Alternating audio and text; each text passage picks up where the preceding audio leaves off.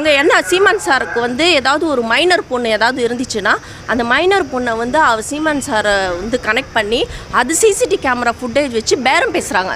So இந்த மாதிரி பண்ணால் உனக்கு ஒரு 80 லட்ச ரூபாய் வரும் அப்படின்ட்டு. அந்த 80 லட்ச ரூபாய் அனைவருக்கும் வணக்கம். ரிஹானா என்கிற நடிகை ராஜ்மோகன் என்கிற நபர் மீது வைத்திருக்கக்கூடிய குற்றச்சாட்டு சமூக ஊடகங்கள் மட்டுமல்லாது நாம் தமிழர் கட்சி தம்பிகளுக்கு நடுவில் மிகப்பெரிய பரபரப்பையும் சலசலப்பையும் ஏற்படுத்தியிருக்கு. அவங்க வச்ச குற்றச்சாட்டுகளை எல்லாம் பார்க்கும்போது கேட்கும்போது இயக்குனர் பாலா அவர்களுடைய இயக்கத்தில் வெளிவந்த தார தப்பட்ட திரைப்படத்தினுடைய கதைக்களம் தான் நமக்கு ஞாபகத்துக்கு வந்தது. அந்த திரைப்படத்துல ஆர்கே சுரேஷ் அவர்கள் வந்து நல்லவன் போல வேடமிட்டு வரலட்சுமியை மணந்து அவரை கொண்டு போய் விபச்சாரத்துக்குள்ள தள்ளி அந்த பெண்ணுடைய வாழ்க்கையவே சீரழிச்சிருவார். அதே மாதிரி இந்த ராஜ்கண்ணன் இந்த பெண்ணுடைய வாழ்க்கையை சீரழிச்சதாக அவங்க வந்து ஒரு பரபரப்பு குற்றச்சாட்டை வைத்திருக்காங்க.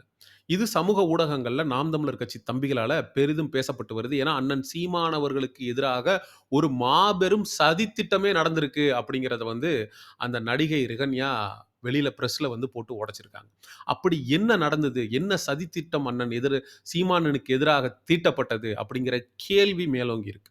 அதாவது ஒரு நாள் வந்து இவங்க கல்யாணமாகி அந்த 2 பேரும் கணவன் மனைவியாக இருந்த காலகட்டத்துல அந்த ராஜ்கண்ணனோட கார்ல போயிருக்காங்க இந்த ரிகன்யாங்கிறவங்க. அப்ப வந்து ஒரு 3 பேர் கொண்ட நபர்கள் வந்து கான்ஃபரன்ஸ் கால்ல ஒரு திட்டத்தை தீட்டுறானுங்க. அது என்ன திட்டம் அப்படின்னா, கிட்டத்தட்ட ஒரு 80 லட்சம் ரூபாய் அண்ணன் சீமான் அவர்கள்ட்ட இருந்து பறிக்கணும் அப்படின்றதுக்காக ஒரு திட்டம் தீட்டப்பட்டிருக்கு. ஒரு மைனர் பெண்ண 18 வயதுக்கு கீழ இருக்கக்கூடிய ஒரு மைனர் பெண்ண அண்ணன் சீமான் அவர்களுக்கு அனுப்பி, அத வந்து படமாக்கி, காட்சிப்படுத்தி, அண்ணன் சீமான் அவர்கள மிரட்டி பணம் பறிக்கலாம் அப்படின்னு ஒரு திட்டம் போடப்பட்டிருக்கு. அந்த திட்டத்த சரியா செஞ்சு முடிச்சோம் அப்படின்னா, 80 லட்சம் ரூபாய் சீமான் அவர்கள்ட்ட இருந்து வாங்கலாம் அப்படின்னு இவனுங்க திட்டம் தீட்டியிருக்கானுங்க. இது மட்டுமான்னு கேட்டா, அதான் கிடையாது. விஜயலட்சுமி அவர்களுடைய பிரச்சனை வந்து அந்த நவம்பர், டிசம்பர் அந்த காலகட்டத்தில அவங்க வந்து கர்நாடகாவில் இருந்து வந்து விஜயலட்சுமி, வீரலட்சுமி எல்லாரும் சேர்ந்து சீமான் அண்ணனுக்கு எதிராக வீடியோ போடுறது, போலீஸ் ஸ்டேஷன்ல என்கொயரி, பிரச்சனைகள் இது எல்லாமே நடந்துகிட்டு இருந்துச்சு. அந்த காலகட்டத்தில அண்ணன் சீமான் அவர்களுக்கு எதிராக சமூக ஊடகங்கள்ல ஒரு மிகப்பெரிய எதிர்ப்ப, ஒரு மிகப்பெரிய அஜெண்டாவ வந்து நோக்கி இவனுங்க வேலை செய்றதுக்கு திட்டம் போட்டதும் அம்பலமாயிருக்கு. போயிட்டு இருக்கோம் கார்ல. அப்போ சீமான் சார் அது விஜயலட்சுமி மேட்ரு வந்தது இல்லைங்க. அப்போ இந்த ஸ்பீக்கர் போட்டுட்டு பேசிட்டு இருக்காங்க. ஒரு டார்கெட் அவன் போடுறான். என்னன்னா இந்த விஜயலட்சுமி மேட்ரை வந்து எவ்வளோ வந்து கமெண்ட்டு, அந்த மீம்ஸு இந்த மாதிரிலாம் ட்ரோல் பண்ணுற விஷயங்கள் எல்லாம் வந்து அவன் ஸ்கெட்ச் போடுறான். இதில் கான்கால் வேலை 3 பேர் வந்து கான்காலில் அந்த விஜயலட்சுமி அவங்களாம் என்னதான் இருந்தாலும் இந்த ரிகன்யா சொல்றதெல்லாம் நம்மளால வேத வாக்கா எடுத்துக்க முடியுமா அப்படின்னு கேட்டா அதான் கிடையாது. ஏன்னா பெண்களுக்கு ஆதரவாக இருக்கக்கூடிய சட்டங்களை பயன்படுத்தி அதை ஒரு ஆயுதமாக கையாண்டு ஆண்கள் வந்து பழிவாங்கப்படுறாங்களான்னு கேட்டா ஆமா பழிவாங்கப்படுறாங்க. அதுக்கு ஒரு சிறந்த எடுத்துக்காட்டு விஜயலட்சுமி அவர்கள். கடந்த 15 ஆண்டுகளாக அண்ணன் சீமான் அவர்களை வந்து விஜயலட்சுமி வந்து பழிவாங்கிட்டு இருக்காங்களான்னு கேட்டா ஆமா பழிவாங்கிட்டு இருக்காங்க. அப்போ ஒரு கணவனுக்கும் மனைவிக்கும் நடுவுல 1008 விஷயங்கள் நடந்திருக்கலாம். அவரை வந்து நீங்க மணந்திருக்கீங்க. கல்யாணம் அப்படின்ற ஒரு உறவுல இருந்திருக்கீங்க. அதுக்கப்புறம் அந்த ஆள் தப்பான தொழில் பண்றது, பாலியல் ரீதியா பெண்கள பயன்படுத்துறது அதெல்லாம் உங்களுக்கு தெரிய வந்திருக்கு. அதுக்கப்புறம் உங்களுடைய பணத்த வாங்கிட்டு உங்கள ஏமாத்தியிருக்காரு. இது மாதிரி ஏகப்பட்ட விடயங்கள். அருவா வைத்திருந்திருக்கிறாரு. குற்றச்சாட்டுகள் மேல குற்றச்சாட்டுகள அடுக்கிக்கிட்டே போறாங்க. அப்புறம் இலங்கையிலிருந்து ஒரு பெண்ண கூட்டிட்டு வந்து வீட்ல வச்சிருக்காரு. மைனர் பெண்கள வந்து சீமான் அவர்களுக்கு கொண்டு போய் விடுறதுக்கு வந்து பிளான் பண்ணியிருந்தாரு.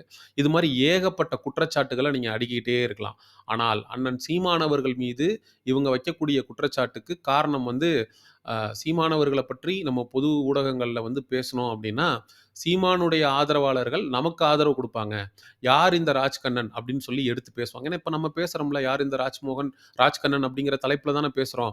அப்ப இது மாரி சீமான் தம்பிகள் எல்லாருமே எடுத்து பேசுவாங்க. நமக்கான நீதி கிடைக்கும். அந்த நபர் வந்து கைது செய்யப்படுவாரு. அழுத்தம் குடுக்கப்படும். அவருக்கு வந்து தண்டனை கிடைக்கும். அப்படின்றதுக்காக சொல்றீங்களா? அப்படிங்கிற கோணத்திலயும் இத நம்ம அணுக வேண்டியிருக்கு. இப்ப இந்த ரிகன்யாங்கிற பொம்பள பாட்டுக்கு ஈஸியா சொல்லிட்டு போயிடுச்சு. சீமான் அவர்களுக்கு வந்து மைனர் பெண்ண அனுப்பி ரெக்கார்ட் பண்ணி ரூ. 80,00,000 பணம் பறிக்கிறதுக்கு திட்டம் போட்டானுங்கன்னு. இப்ப இந்த வாடக வாய்கள் சும்மா இருப்பானுங்களா? சீமானுக்கு எதிரா பேசுறதுக்குன்னு ஒரு 100 யூடியூப் சேனல் வச்சுட்டு உட்காந்துருக்கானுங்க. அவனுங்க எல்லாம் என்ன பேசுவானுங்க? சீமான் அவர்களுக்கும், அந்த ராஜ்கண்ணன் அவர்களுக்கும் என்ன தொடர்பு? அவங்க 2 பேருக்கு என்ன டீலிங்கு? சீமானவர்களுக்கு மைனர் பெண்களை அனுப்பினாரா ராஜ்கண்ணன் அப்படின்னு சொல்லி தம்ப்நெயில் போட்டு வீடியோ போட்டு உக்காந்துக்கிட்டு சீமானவர்கள் வந்து ரொம்ப ஒரு கேவலமான நபர் அப்படின்ற மாதிரி அவனுங்க சித்தரிச்சிட்டு இருப்பானுங்க. ஏமா உங்ககிட்டலாம் நாங்கள் கேட்குறது ஒன்றே ஒன்று தான்.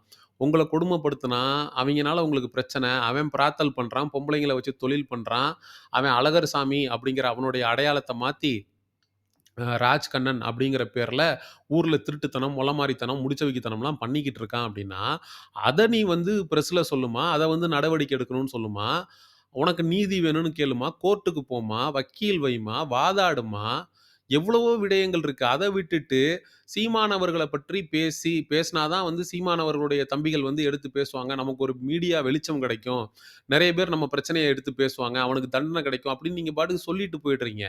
கடைசியில் அண்ணன் சீமானவர்களுடைய கேரக்டரை அசாசினேட் பண்ணி இவர் வந்து ஏதோ தப்பு பண்ண மாதிரியான ஒரு விஷயத்தை வந்து இந்த திராவிட கொத்தடிமைகள் எல்லாம் செய்வானுங்க அவருக்கு எதிரா.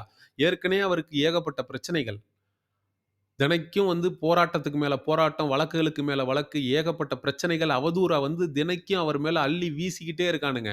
இதுல உங்க பங்குக்கு நீங்களும் சேத்த வாரி அடைச்சிட்டு போனா, அது எந்த விதத்துல நியாயம் அப்படிங்கிறது தான். ஏன்னா, இவங்க சொல்லிட்டு போயிட்டாங்க, அவங்க கஷ்டத்துல இருக்காங்க, அவங்க பாதிக்கப்பட்டிருக்காங்க. அவன் உண்மையிலேயே கூட அவன் திட்டம் போட்டிருக்கலாம். ஆனா, அண்ணன் சீமானவர்கள் தங்கமானவர்ன்றது நமக்கு தெரியும். எவனோ ஒரு அயோக்கிய பையன் எங்கேயோ உட்கார்ந்து போட்ட திட்டத்துக்கு நம்ம பொறுப்பாக முடியாது. ஆனா, இவருக்கும் சீமானுக்கும் ஏதோ லிங்க் இருக்கு. ராஜ்கண்ணனுக்கும் சீமானுக்கு அப்படின்னு சொல்லி இந்த தருதலைங்க வீடியோ போடுவானுங்களே, அதை இந்த லேடியால தடுத்து நிறுத்த முடியுமா? நீ பாட்டுக்கு எளிதில சொல்லிட்டு கடந்து போயிடுறீங்க. கடைசில இவனுங்க பேசக்கூடிய அவதூறுக்கும் எல்லாத்துக்கும் உட்கார்ந்து நாங்க விளக்கம் குடுத்து, "இல்ல அப்படி கிடையாது. இது நடந்தது இதுதான்." அப்படின்னு சொல்லி ஒண்ணொண்ணா எடுத்து பேசி நாங்க புரிய வைக்க வேண்டியிருக்கு மக்களுக்கு. அதெல்லாம் இவங்களுக்கு புரியுதா? இல்லையா? அப்படிங்கிறது சத்தியமா தெரியல. ஆனா காவல்துறை வந்து இந்த ராஜ்கண்ணன் உண்மையிலேயே ஆ தவறு செய்திருந்தால், இந்த பெண்ணை வந்து துன்புறுத்தி இருந்தால், அபியூஸ் பண்ணியிருந்தா, அவன் தவறான ஒரு நபராக இருந்தால், அவன் மீது தக்க சட்ட நடவடிக்கை எடுக்க வேண்டும் அப்படிங்கிறதுல நமக்கு எந்த விதமான மாற்று கருத்தும் இல்ல.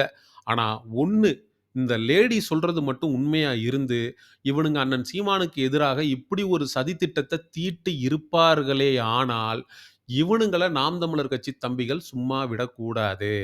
இந்த ராஜ்கண்ணன் யாரு? அப்படிங்கிற கேள்விய கேளுங்க சமூக ஊடகங்கள்ல. இது உண்மையாக இருக்கும் பட்சத்தில். ஏன்னா, அவங்க ஒரு குற்றச்சாட்ட வைக்கிறாங்க.